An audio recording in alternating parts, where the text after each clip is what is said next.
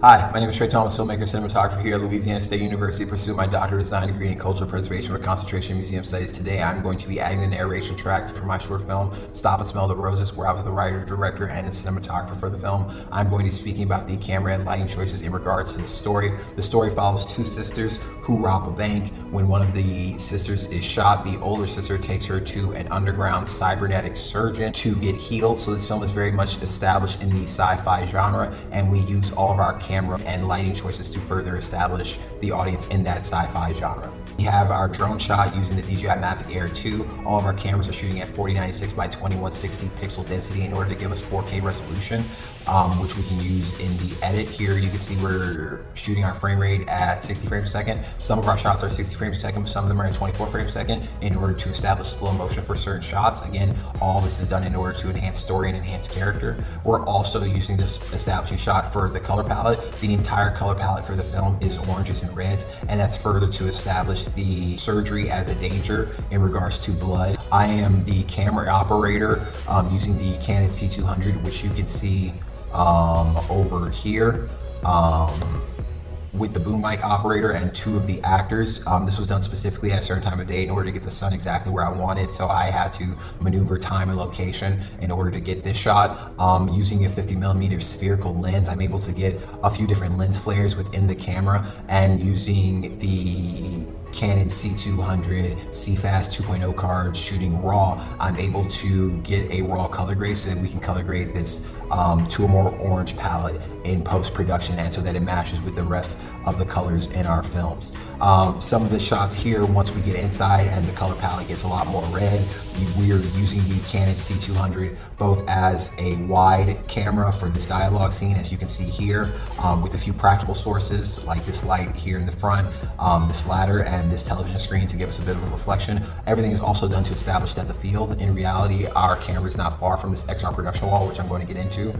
So I'm trying to establish depth of field from our characters, to establish items in our foreground and our background, but have our focus on our actors. A lot of the camera choices are done to further enhance us subjectively into our characters' mental space. Again, they just robbed a bank, so their mental space is shaky and they're a little nervous, so I like the handheld camera movement to further establish that motivation. Also using the Sony A7S that you can see here for some of our single shots within our dialogue scene. We don't have a focus puller, so this is all digital focus, focusing on a character's face and the character's eyes, and the digital focus for all of our cameras worked really well. We're also using the Canon EOS R for some of our behind the scenes shots, like you can see over here with me filming one of our dialogue scenes, and we're using the Red Komodo. The Red Komodo has a global shutter, which helps with latency when you're filming on an XR video production background versus a rolling shutter, which most traditional cameras have. So the latency that we have from our C200 and our other cameras, which do have a rolling shutter, we were able to adjust that in order to match the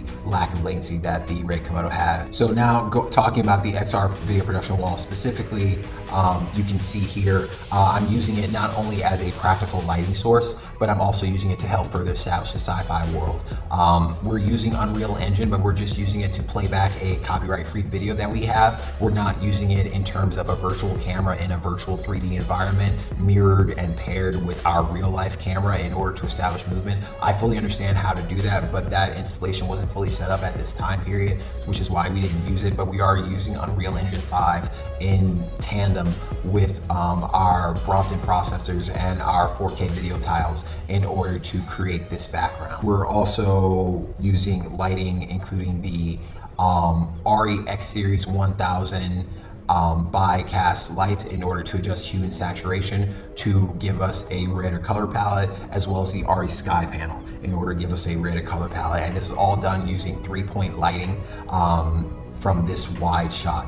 We also have some insert shots here from an editing perspective to give us as much coverage as possible so that we can use in the final product.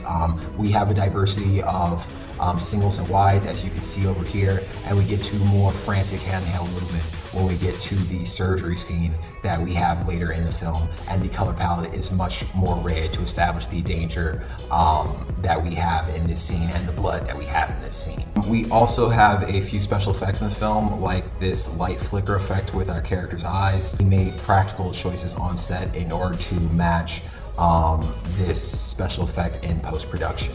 We also have a lot of interesting camera movements and camera choices during the surgery scene, like awkward camera angles, extreme close-ups in order to establish pain and the disorientation of our characters from a story perspective.